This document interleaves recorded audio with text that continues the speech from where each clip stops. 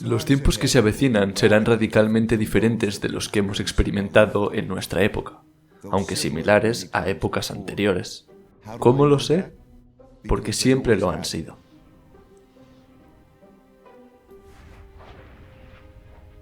A lo largo de mis aproximadamente 50 años de inversión macroeconómica global, he aprendido de la manera más difícil que los eventos más importantes, eventos que me han sorprendido, lo hicieron porque nunca ocurrieron en mi época.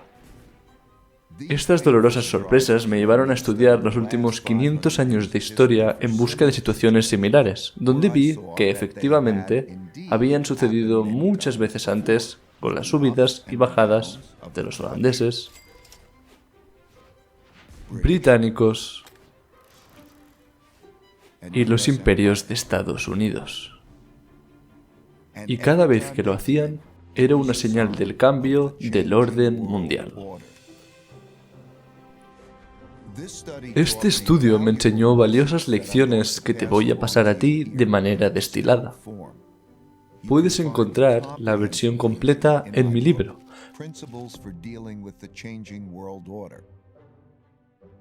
Permítame comenzar con una historia que me llevó a este punto, sobre cómo aprendí a anticipar el futuro estudiando el pasado.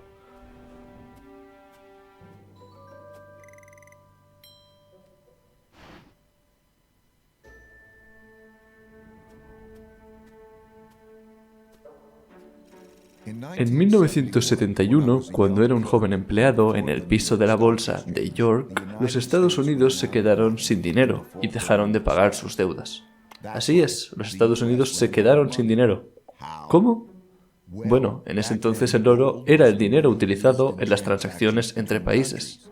El papel moneda, como el dólar, era como los cheques de un talonario de cheques, en el sentido de que no tenía ningún valor aparte de que se podía cambiar por oro, que era el verdadero dinero. En ese entonces, los Estados Unidos estaba gastando mucho más dinero del que ganaba, porque estaba escribiendo muchos más de estos cheques de papel moneda de lo que tenía oro en el banco para cambiarlos. A medida que la gente convirtió estos cheques en el banco por dinero de oro, la cantidad de oro en los Estados Unidos comenzó a disminuir. Pronto se hizo evidente que los Estados Unidos no podía mantener sus promesas por todo el papel moneda existente, así que la gente que tenía dólares se apresuró a cambiarlos antes de que el oro se agotara. Reconociendo que los Estados Unidos se iba a quedar sin dinero real, en la noche del domingo 15 de agosto, el presidente Nixon fue a la televisión para decirle al mundo que los Estados Unidos estaban rompiendo su promesa de permitir a la gente cambiar sus dólares por oro. Por supuesto, no lo dijo así, lo dijo de forma más diplomática, sin decir claramente que los Estados Unidos estaban incumpliendo. La fuerza de la moneda de una nación se basa en la fuerza de la economía de esa nación, y la economía estadounidense es, de lejos, la más fuerte del mundo. En consecuencia, he ordenado al secretario del Tesoro que tome las medidas necesarias para defender el dólar contra los especuladores. He ordenado al secretario Connally que suspenda temporalmente la convertibilidad del dólar en oro u otros activos de reserva, excepto en las cantidades y condiciones que se determinen en el interés de la estabilidad monetaria y el mejor interés de los Estados Unidos. Observé con asombro, dándome cuenta de que el dinero, tal y como lo entendíamos, estaba terminando. Vaya crisis. Esperaba que el mercado de valores se desplomara al día siguiente, así que fui a la bolsa para prepararme. Cuando sonó la campana de apertura, estalló el pandemonium, pero no del tipo que yo esperaba. El mercado estaba en alza, muy en alza, y subió casi un 25%. Eso me sorprendió, porque nunca había experimentado una devaluación de la moneda. Cuando indagué en la historia, descubrí que exactamente lo mismo ocurrió en 1933 y tuvo exactamente el mismo efecto. Entonces los dólares de papel estaban también vinculados al oro, que los Estados Unidos se estaba quedando sin, porque estaba gastando más cheques de papel moneda que el oro que tenía para cambiarlos. Y el presidente Roosevelt anunció en la radio que rompería la promesa del país, de cambiar dólares por oro. Fue entonces que emití la proclamación que establece el feriado bancario nacional. Y este fue el primer paso en la reconstrucción del gobierno de nuestro tejido financiero y económico. El segundo paso, el pasado jueves, fue la legislación, rápida y patrióticamente aprobada por el Congreso, confirmando mi proclamación y ampliando mis poderes para que fuera posible, en vista de la necesidad de tiempo, prorrogar las vacaciones y levantar la prohibición de ese día festivo gradualmente en los próximos días.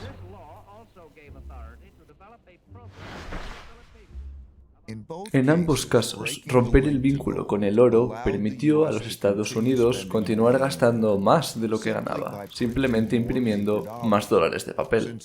Dado que hubo un aumento en el número de dólares sin un aumento de la riqueza del país, el valor de cada dólar cayó. Como estos nuevos dólares entraron en el mercado sin un correspondiente aumento de la productividad, fueron a comprar muchas acciones, oro y materias primas, y por lo tanto causaron el aumento de sus precios. Al estudiar más la historia, vi que exactamente lo mismo sucedió muchas veces antes. Vi que desde el principio de los tiempos, cuando los gobiernos gastaron mucho más de lo que tomaron en impuestos, y las condiciones se pusieron mal, se quedaron sin dinero y necesitaban más. Así que imprimieron más, mucho más, lo que hizo que su valor cayera e hizo que los precios de casi todo, incluyendo las acciones, el oro y las materias primas, aumentaran. Fue entonces cuando aprendí por primera vez que cuando los bancos centrales imprimen mucho dinero para aliviar una crisis, lo mejor es comprar acciones, oro y materias primas porque su valor subirá y el valor del papel moneda caerá. Esta impresión de dinero es también lo que ocurrió en 2008, para aliviar la crisis de la deuda hipotecaria, y en 2020, para aliviar la crisis económica impulsada por la pandemia, y es casi seguro que ocurrirá en el futuro. Por lo tanto, sugiero que se tenga este principio en mente. Estas experiencias me dieron otro principio, que es, para entender lo que viene, tienes que entender lo que sucedió antes. Ese principio me llevó a estudiar cómo la burbuja de los años 20 se convirtió en la depresión de los años 30, lo que me dio las lecciones que me permitieron anticipar y beneficiarme de la burbuja de 2007, que se convirtió en la crisis de 2008. Todas esas experiencias me llevaron a desarrollar un impulso casi instintivo de buscar en el pasado situaciones similares para aprender a manejar bien el futuro.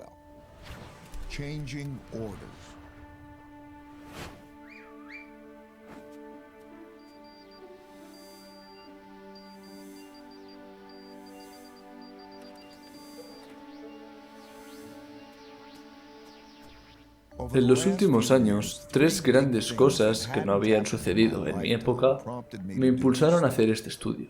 En primer lugar, los países no tenían suficiente dinero para pagar sus deudas, incluso después de bajar los tipos de interés a cero.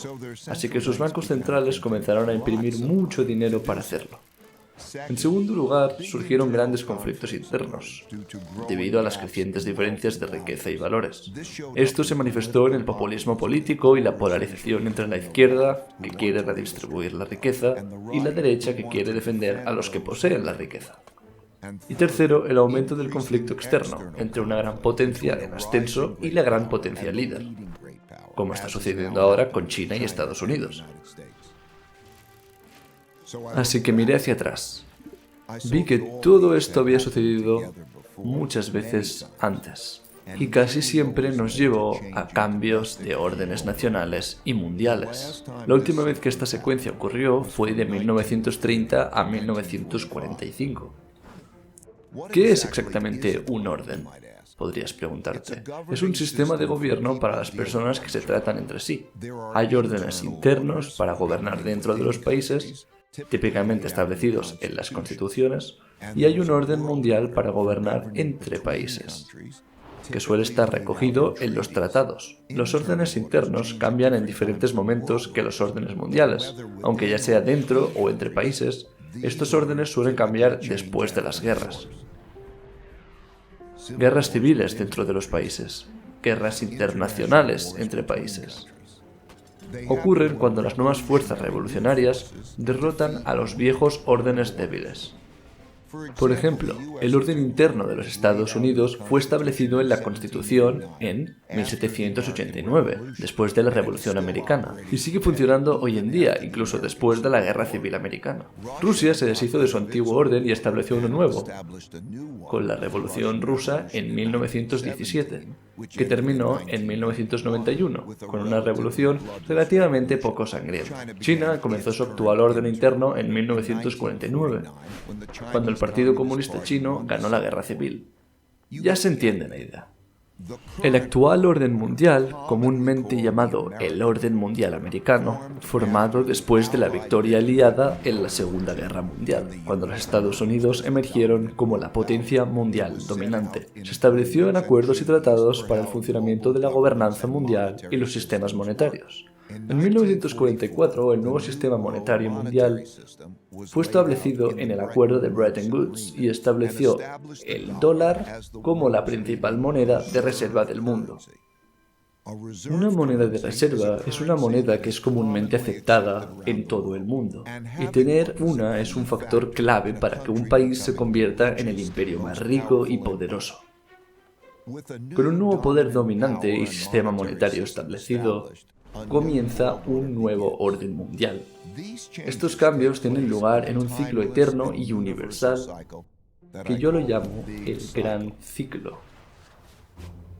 Comenzaré con una rápida visión general. Luego te daré una versión más completa. Y luego te dirigiré a mi libro si quieres más. Mientras estudiaba los 10 imperios más poderosos durante los últimos 500 años y las últimas 3 monedas de reserva, me llevó a través de la subida y el declive del imperio holandés y el florín, el imperio británico y la libra esterlina, el ascenso y el temprano declive de los Estados Unidos y el dólar, y el declive y ascenso del imperio chino y sus monedas, así como el auge y la decadencia de los imperios españoles, alemán, francés, indio, japonés, ruso y otomano, junto con sus importantes conflictos, como se mide en este gráfico. Para entender mejor los patrones de China, también estudié el ascenso y la caída de las dinastías chinas y sus dinastías hasta el año 600. Porque mirando todas estas medidas a la vez puede ser confuso, me centraré en las 4 más importantes: la holandesa, la británica, la estadounidense y la china. Notarás rápidamente el patrón. Ahora vamos a simplificar un poco la forma. Como se puede ver, se desarrollaron en ciclos superpuestos que duraron unos 250 años, con periodos de transición de 10 a 20 años entre ellos. Típicamente, estas 2 transiciones han sido periodos de gran conflicto, porque las potencias líderes no declinan sin luchar. Entonces, ¿cómo mido el poder de un imperio? En este estudio he utilizado 8 parámetros. La medida de poder total de cada país se deriva al promediarlos juntos. Son la educación, la inventiva y el desarrollo tecnológico, competitividad en los mercados globales, la producción económica, participación en el comercio mundial, fuerza militar, el poder del centro financiero de los mercados de capitales y la fuerza de su moneda como moneda de reserva. Porque estos poderes son medibles, podemos ver lo fuerte que es cada país en la actualidad, como lo fue en el pasado, y si están subiendo o bajando. Al examinar las secuencias de muchos países, podemos ver cómo transcurre un ciclo típico. Y como los meneos pueden ser confusos, podemos simplificarlo un poco para centrarnos en el patrón de relaciones causa-efecto, que impulsan el ascenso y el declive de un imperio típico. Como se puede ver, una mejor educación normalmente conduce a una mayor innovación y el desarrollo de la tecnología, y con un retraso, el establecimiento de la moneda como moneda de reserva. También se puede ver que estas fuerzas luego declinaron en un orden similar, reforzando el declive de cada una de ellas. Veamos ahora la secuencia típica de eventos que ocurren dentro de un país que produce estas subidas y bajadas. En pocas palabras, el gran ciclo suele comenzar después de un gran conflicto, a menudo una guerra. Establece la nueva potencia líder y el nuevo orden mundial. Como nadie quiere desafiar este poder, un periodo de paz y prosperidad es lo que sigue típicamente. A medida que la gente se acostumbra a esta paz y prosperidad, apuestan cada vez más por su continuidad. Para ello piden dinero prestado, lo que eventualmente conduce a una burbuja financiera. La participación del imperio en el comercio crece y cuando la mayoría de las transacciones se realizan en su moneda, se convierte en una moneda de reserva, lo que lleva a un mayor endeudamiento. Al mismo tiempo, esta mayor prosperidad distribuye la riqueza de forma desigual. Así que la brecha de riqueza suele crecer entre los ricos que tienen y los pobres que no tienen. Finalmente, la burbuja financiera estalla, lo que lleva a la impresión de dinero. Un aumento del conflicto interno entre los ricos y los pobres, lo que lleva a alguna forma de revolución para redistribuir la riqueza. Esto puede ocurrir pacíficamente o como una guerra civil. Mientras el imperio lucha con este conflicto interno, su poder disminuye en relación con potencias externas rivales en ascenso. Cuando una nueva potencia en ascenso se hace lo suficientemente fuerte como para competir con la potencia dominante, que está sufriendo rupturas domésticas, los conflictos externos, más típicamente las guerras, ocurren. De estas guerras internas y externas surgen nuevos ganadores y perdedores. Entonces, los ganadores se reúnen para crear el nuevo orden mundial, y el ciclo vuelve a empezar. Al mirar hacia atrás, vi que estas relaciones de causa y efecto condujeron los ciclos de ascensos y descensos hasta el Imperio Romano. Vi cómo las historias de cada uno de estos ciclos se mezclaban con otras antes, durante y después, de la misma manera que cada historia se mezcla con otras, para formar la épica historia de 500 años, que es nuestra historia colectiva. Y como los ciclos de la vida humana, no hay dos exactamente iguales, pero la mayoría son similares. Están impulsados por relaciones lógicas, relaciones de causa y efecto, que progresan a través de etapas, desde el nacimiento a la fuerza y la madurez, a la debilidad e inevitablemente al declive. Sin embargo, eso es como decir que el ciclo vital de una persona dura 80 años de media, sin reconocer que muchos son mucho más cortos y muchos son más largos. Aunque la edad puede ser un buen indicador de la longevidad futura, una mejor manera es mirar los indicadores de salud. Uno puede hacer eso con los imperios y sus signos vitales también. He descubierto que al observar los indicadores de cambio de poder, era capaz de ver en qué etapa en la que se encontraba un país, lo que me ayudó a anticipar lo que probablemente vendría después. Ahora les llevaré a través del gran ciclo con más detalle. Dadme 20 minutos y os daré los últimos 500 años de historia y os mostraré los patrones similares a través de los imperios holandeses, británicos, estadounidenses y los imperios chinos. 500 años de grandes ciclos.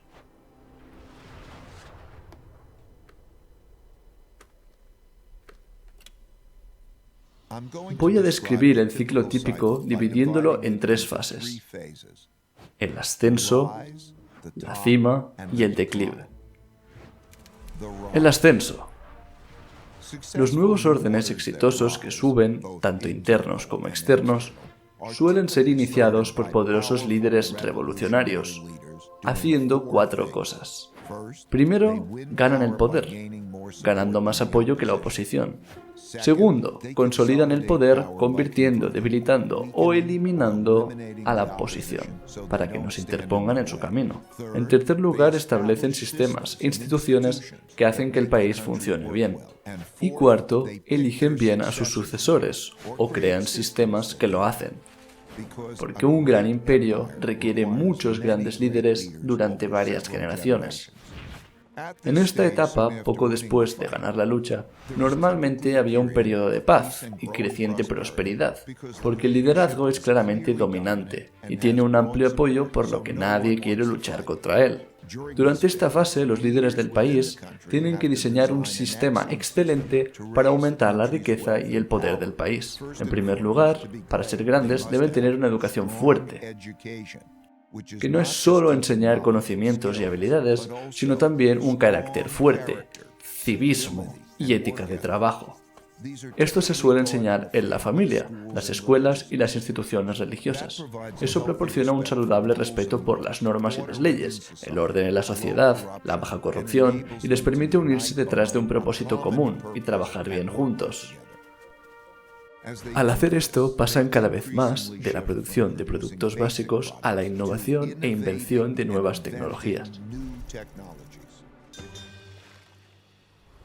Por ejemplo, los holandeses se alzaron para derrotar al imperio de los Habsburgo y llegar a ser magníficamente educados. Se volvieron tan inventivos que inventaron una cuarta parte de todos los inventos importantes del mundo.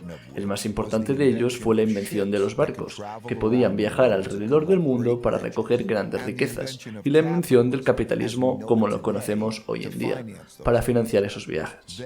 Ellos, como todos los imperios líderes, mejoraron su pensamiento al estar expuestos a los mejores pensadores del mundo. Como resultado, la gente del país se vuelve más productiva y más competitiva en los mercados mundiales, lo que se refleja en su crecimiento de la producción económica y en el aumento de su participación en el comercio mundial. Se puede ver que esto está ocurriendo ahora, ya que Estados Unidos y China son más o menos comparables tanto en su producción económica como en su participación en el comercio mundial.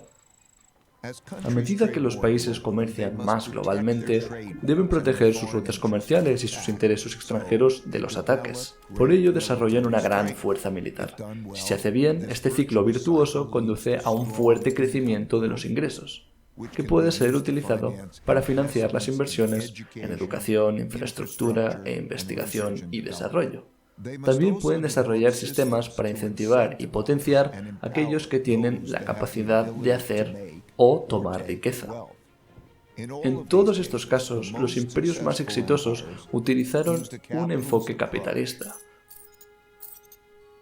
para desarrollar empresarios productivos.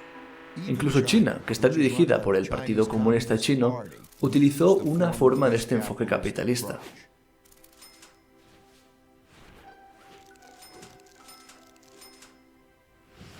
Deng Xiaoping, cuando preguntó sobre esto, dijo: "No importa si es un gato blanco o un gato negro, siempre y cuando cace ratones. Y es glorioso ser rico". Para hacerlo bien, deben desarrollar sus mercados de capitales, sobre todo sus mercados de préstamos, bonos y acciones. Eso permite a la gente convertir sus ahorros en inversiones, financiar la invención y el desarrollo, y compartir los éxitos de los que hacen grandes cosas. Los holandeses crearon la primera empresa que cotizó en bolsa, la Compañía Holandesa de las Indias Orientales, y el primer mercado de valores para financiarla, que fueron parte integral del sistema que produjo riqueza y poder masivos. Como consecuencia natural, los mayores imperios desarrollaron los principales centros financieros del mundo, para atraer y distribuir el capital del mundo. Ámsterdam era el centro financiero del mundo cuando los holandeses eran prominentes. Londres cuando los británicos estaban en la cima. Nueva York lo es ahora. Y China está desarrollando rápidamente sus centros financieros.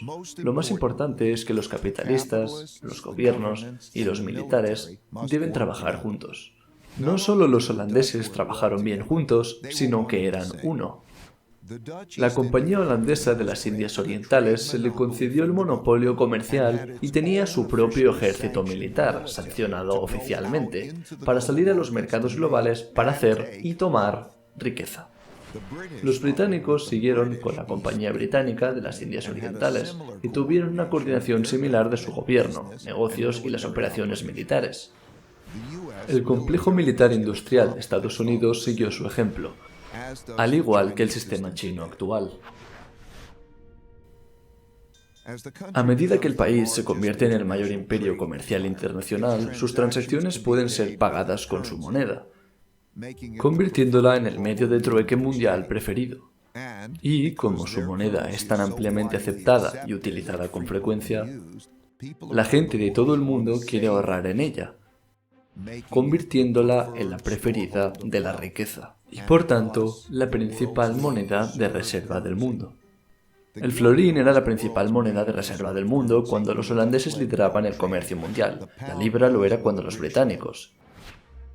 El dólar lo ha sido desde que lo lideró Estados Unidos. Naturalmente, la moneda china se utiliza cada vez más como moneda de reserva. Tener una moneda de reserva permite al imperio pedir más préstamos que otros países.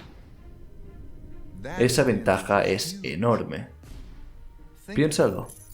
La gente de todo el mundo están ansiosos para ahorrar y por tanto prestar su moneda al imperio. Los países sin una moneda de reserva no tienen eso. Y cuando el imperio se queda sin su propio dinero, recuerda a los Estados Unidos en 1971. Siempre pueden imprimir más. El exorbitante privilegio otorgado por la moneda de reserva del imperio lleva al aumento de los préstamos y el inicio de una burbuja financiera. Esta serie de relaciones de causa y efecto que lleva a que los poderes financieros, políticos y militares se apoyen mutuamente, reforzados por el poder de préstamo de una moneda de reserva, han ido de la mano desde que la historia comenzó a ser registrada. Todos los imperios que se convirtieron en los más poderosos del mundo siguieron este camino hasta la cima.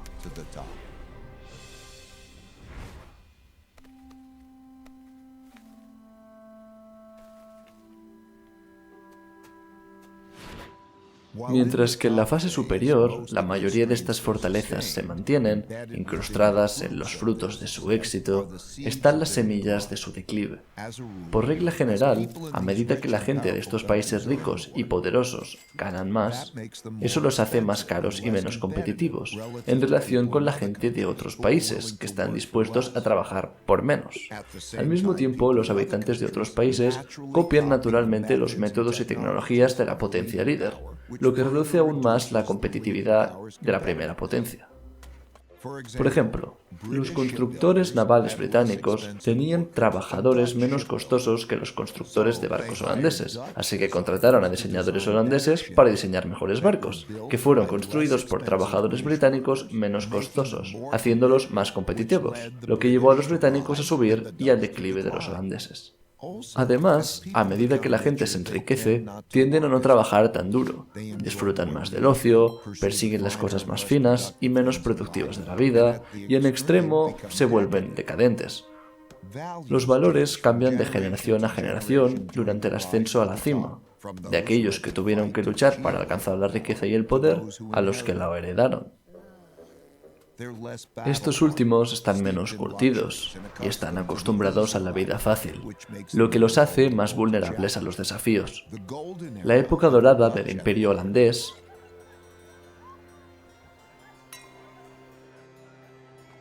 y la era victoriana del Imperio británico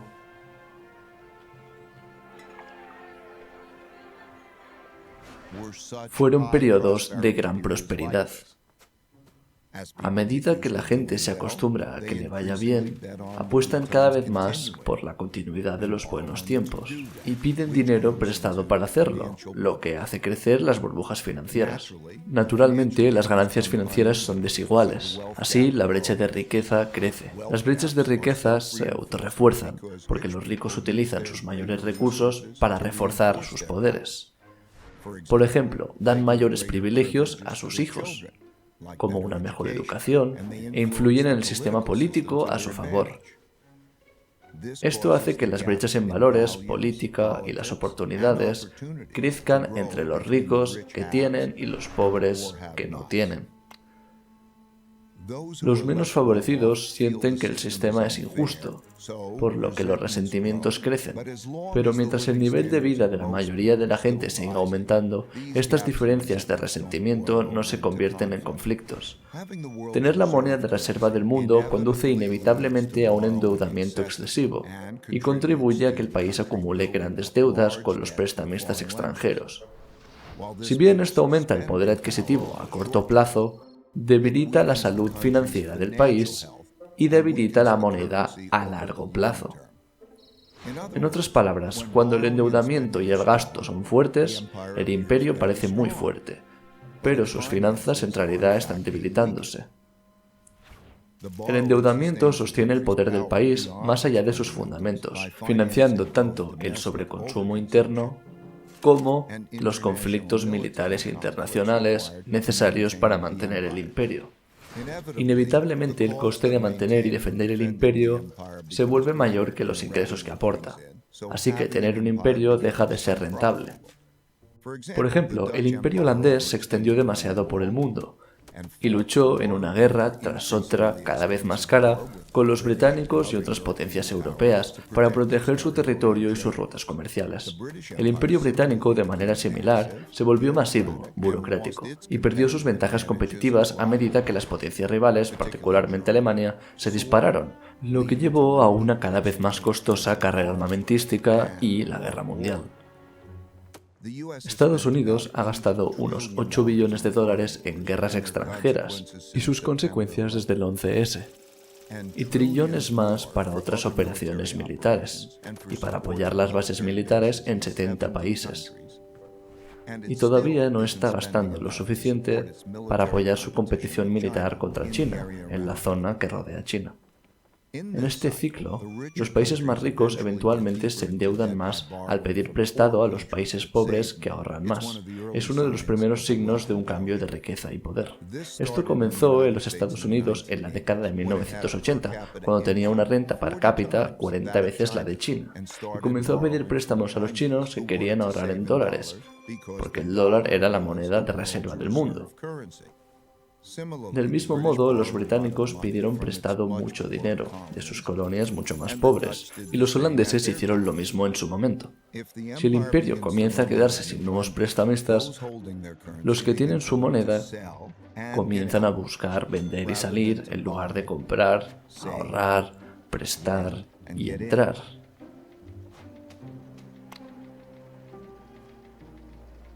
Y la fuerza del imperio comienza a declinar. El declive. El declive viene de la debilidad económica interna junto con la lucha interna o de costosas luchas externas, o de ambas cosas. Por lo general, el declive se produce gradualmente y luego de golpe. Cuando las deudas se vuelven muy grandes y hay un declive económico, y el imperio ya no puede pedir prestado el dinero necesario para pagar sus deudas, la burbuja financiera estalla.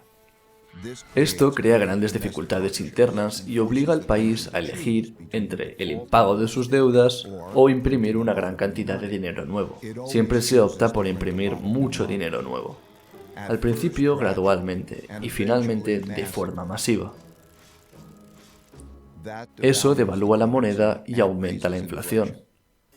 Para los holandeses, esto fue la crisis financiera provocada por los excesos financieros y el pago de la Cuarta Guerra Anglo-Holandesa. Del mismo modo, para los británicos fue el pago de sus excesos financieros y sus deudas de las dos guerras mundiales. Y para los Estados Unidos han sido 3 ciclos de deuda, finanzas, auges y caídas desde los años 90, con el Banco Central interviniendo cada vez con medidas más fuertes. Cuando el gobierno tiene problemas de financiación, cuando hay malas condiciones económicas y el nivel de vida de la mayoría de la gente está disminuyendo y hay grandes diferencias de riqueza, valores y brechas políticas, el conflicto interno entre los ricos y los pobres, así como entre diferentes grupos étnicos, religiosos y raciales, aumenta enormemente. Esto lleva al extremismo político, que se manifiesta como populismo de izquierda o de derecha. Los de izquierda buscan redistribuir la riqueza, mientras que los de la derecha buscan mantener la riqueza en manos de los ricos. Típicamente, durante estos tiempos, los impuestos a los ricos aumentan, y cuando los ricos temen que su riqueza y bienestar les vaya a ser arrebatada, se trasladan a lugares, activos y monedas en los que se sienten más seguros. Estas salidas reducen los ingresos fiscales del imperio, lo que lleva a un proceso de vaciamiento clásico, que se refuerza a sí mismo. Cuando la fuga de la riqueza se vuelve lo suficientemente mala, los gobiernos lo prohíben. Los que buscan salir comienzan a entrar en pánico. Estas condiciones turbulentas socavan la productividad, lo que reduce la tarta económica y provoca más conflictos sobre cómo dividir los recursos, que se reducen poco a poco. Los líderes populistas surgen de ambos lados y se comprometen a tomar el control y poner orden. Es entonces cuando la democracia es más desafiada, porque no logra controlar la anarquía, y es cuando el paso a un líder populista fuerte que ponga orden en el caos es más probable. A medida que el conflicto dentro del país se intensifica, conduce a alguna forma de revolución o guerra civil, para redistribuir la riqueza y forzar los grandes cambios necesarios. Esto puede ser pacífico y mantener el orden existente, pero es más a menudo violento y cambia el orden. Por ejemplo, la revolución de Roosevelt para redistribuir la riqueza fue relativamente pacífica y mantuvo el orden interno existente. Mientras que la Revolución Francesa, la Revolución Rusa y la Revolución China fueron mucho más violentas y condujeron a nuevos órdenes internos. Este conflicto interno hace que el imperio sea débil y vulnerable a los crecientes rivales externos que, viendo esta debilidad interna, están más inclinados a montar un desafío. Esto aumenta el riesgo de un gran conflicto internacional, especialmente si el rival ha construido un ejército comparable. La defensa de uno mismo y de su imperio contra sus rivales requiere un gran gasto militar, que tiene que ocurrir mientras las condiciones económicas nacionales se deterioran, y el imperio es el que menos se lo puede permitir. Dado que no existe un sistema viable para adjudicar pacíficamente las disputas internacionales, estos conflictos se resuelven normalmente mediante pruebas de poder. A medida que se presentan desafíos más audaces, el imperio líder se enfrenta con la difícil elección de luchar o retirarse. Luchar y perder es el peor resultado, pero retirarse también es malo, ya que cede el progreso al rival y señala que el imperio es débil a los países que están considerando de qué lado estar. Las malas condiciones económicas provocan más luchas por la riqueza y el poder, lo que inevitablemente lleva a algún tipo de guerra. Las guerras son terriblemente costosas. Al mismo tiempo producen los cambios tectónicos que realinean los nuevos órdenes a las nuevas realidades de riqueza y poder en el mundo. Cuando los que tienen la moneda de reserva y la deuda del imperio en declive pierden la fe y los venden, eso marca el fin de su gran ciclo. De las aproximadamente 750 monedas que han existido desde 1700, menos del 20% existen ahora, y todas ellas se han devaluado. Para los holandeses esto ocurrió después de su derrota en la Cuarta Guerra Anglo-Holandesa, cuando no fueron capaces de pagar las enormes deudas que acumularon durante la misma. Esto condujo a una carrera en el Banco de Ámsterdam y una venta desesperada, forzando la impresión masiva de dinero que devaluó la moneda y el imperio convirtiéndolo irrelevante. Para los británicos esto sucedió después de la Segunda Guerra Mundial, cuando a pesar de su victoria, no pudieron pagar las deudas masivas que tomaron prestadas para financiar su esfuerzo de guerra. Esto llevó a una serie de impresión de dinero, devaluaciones y ventas de la libra esterlina, ya que los Estados Unidos y el dólar emergieron dominantes y crearon un nuevo orden mundial. En el momento de esta grabación, los Estados Unidos no han todavía llegado a ese punto. Aunque tiene una deuda masiva, gasta más de lo que gana y financia este déficit con más préstamos e imprimiendo enormes cantidades de dinero nuevo. La gran venta de dólares y la deuda en dólares aún no ha comenzado. Y mientras hay grandes conflictos externos e internos ocurriendo por todas las razones clásicas, todavía no han cruzado la línea para convertirse en guerras.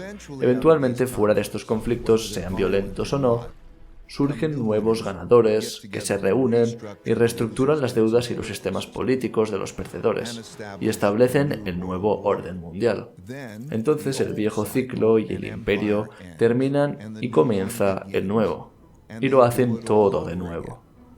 Estos son un montón de detalles que te acabo de soltar, para que te hagas una imagen de cómo el típico gran ciclo transcurre.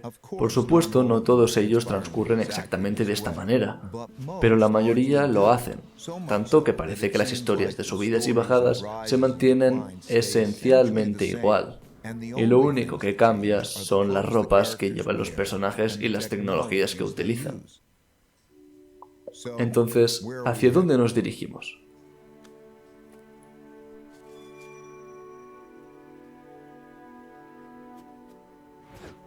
El futuro.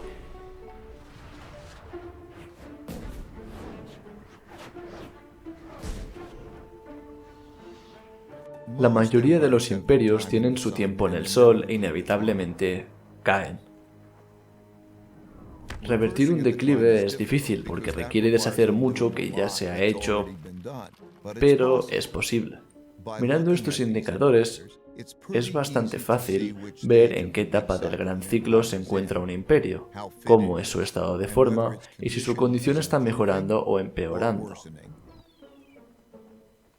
lo que puede ayudar a estimar cuántos años le quedan. Sin embargo, estas estimaciones no son precisas y el ciclo puede prolongarse si los responsables prestan atención a sus signos vitales. Por ejemplo, sabiendo que una persona tiene 60 años, ¿qué tan en forma están? Si fuman o no, y algunos otros signos vitales básicos. Uno puede estimar la longevidad de la persona. Uno puede hacer eso con los imperios y sus signos vitales también. No será preciso, pero será ampliamente indicativo y dará una dirección clara sobre los pasos a seguir para aumentar la longevidad. Lo más frecuente es que la mayor guerra de una nación es consigo misma, sobre si puede o no tomar las decisiones difíciles necesarias para mantener el éxito.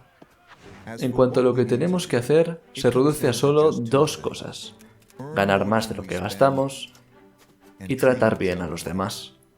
Todas las demás cosas que he mencionado, una sólida educación, inventiva, ser competitivo y todo lo demás, son solo formas de conseguir esas dos cosas. Es fácil medir si las estamos haciendo, así que, como la gente que quiere ponerse en forma, pongámonos en el programa y mejoremos nuestros signos vitales. Hagámoslo individualmente y colectivamente. Mi objetivo al compartir esta imagen de cómo funciona el mundo y algunos principios para afrontarlo bien es ayudarte a reconocer dónde estamos y los retos a los que nos enfrentamos y a tomar las sabias decisiones necesarias para navegar bien en estos tiempos.